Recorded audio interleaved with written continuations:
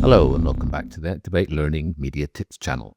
Today we're going to be looking at grading, more specifically a more advanced grading tool called Match Color.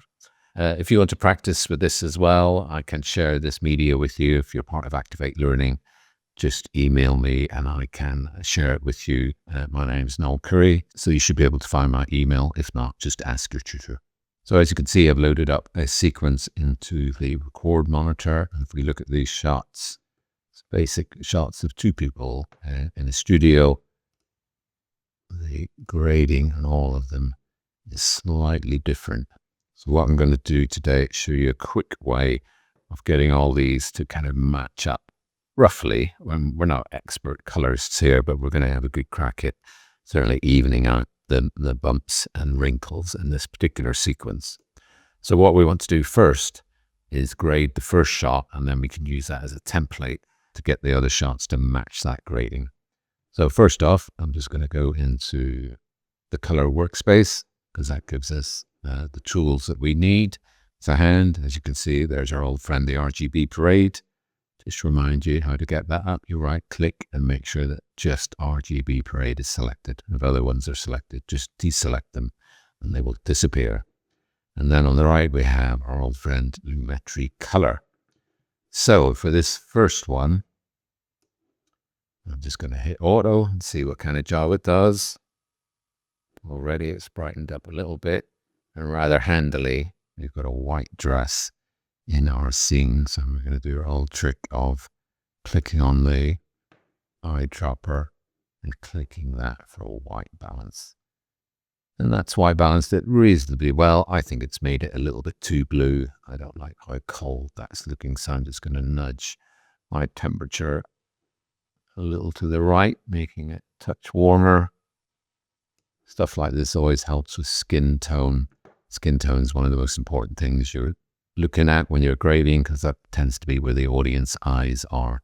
So if the skin doesn't look right, they're going to know something's off. So that's the bit to focus on. We're not going to worry too much about whether the green on the background is the exact green we want. It's the skin tones that we're worried about. So let's just, I think that's about good. And I think the exposure on that is reasonable. Probably just have a look at, maybe the blacks are a little low. Just going to be a little play over that. That's looking good to me. Just a nudge down. But otherwise, that's a reasonably well graded shot. So, excitingly enough, we're now going to delve into some of these other panels in our color tool. What we want to open up is Color Wheel and Match. And we want to put on Comparison View. So then we should have a split screen effect on our monitor. And what happens here is that on the left-hand side, you can scroll through the whole sequence. So that's the shot that we're going to use as our benchmark. And so obviously we've graded the first shot. So we don't want it resting on any of these other shots. We want our first shot to be our kind of comparison view. That's what the other shots are going to try and mimic. And then if we go along here, you've got our other shots. So what I like to do before going into this applying match, let's just go back to basic correction. We'll hit auto and we'll give it a white balance just to, and already it's doing a pretty good job. But we go to color wheels and match. So we've got this side on the shot that we want to change. That I've done here. And we've got this side on the shot that we want to use as our benchmark. And we just hit apply, match. Okay, and that's done a good job of matching those two shots. And we can just go through every shot and do the same thing. So always make sure that the shot is selected. Otherwise, you're going to be grading another shot by mistake. Basic correction, auto, white balance, apply match. Ooh, that's done a good job on that, I think. One more shot. auto, white balance, apply match. See that one, I think, has done a good enough job. Remember, I was talking earlier about not having too much of a line on down here. I think the blacks need lifting a little bit on that. And it's not doing a great job of that.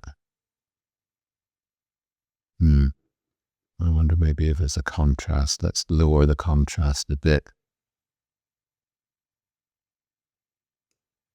Some of this is easy to do because it does it for you automatically, but some of it is just stuff you learn over the years and you kind of get an eye for how to tweak the various parts of the grade. That's why it's a job on its own. Feature films have a job called colorists, and this is the kind of thing they do all day long. But for our purposes, I'm going to say that's close enough for now. And we've got our slightly too warm shot. So let's give it an auto and a white balance and a color and a match. Yeah, see that matching the colors pretty well. But I think this is looking a little oversaturated for my taste. So I'm just going to nudge that down. Yeah, that looks a bit better to me. Then we've got this shot. So let's hit auto again. Hit our white balance. Go to color wheel.